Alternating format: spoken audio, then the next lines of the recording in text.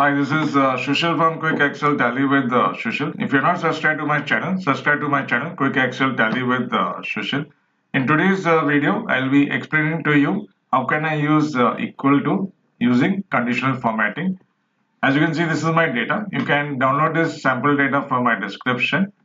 In this data, I've given some names of students, names of subjects are given with their total. I've calculated the total, percentage also I've removed. Result I've given that formula I've used if formula. If it is less than 35 is fail, otherwise if more than 35 is pass.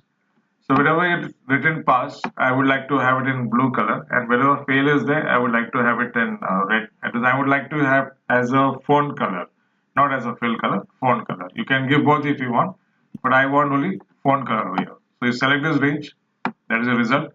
That is from I5 till I11. Click on your home tab, conditional formatting, highlight. There's an option called as equals to. Over here you type your condition, that is pass. That's what I want. Click on this arrow sign here for your color, custom format. I want font, so I'll click on font. I want bold also. And if it should come in blue color. If it is pass, means it should come in blue color. Okay. Okay. So as you can see that it is coming blue, my text color. Because I just want only text color. I don't want the font fill color over here.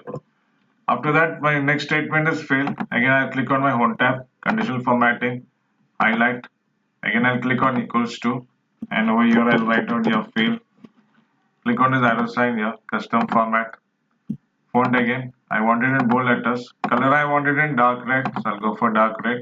Okay, okay. So as you can see that wherever you see pass, it is coming in blue color. Wherever you see fail, it is coming in red color.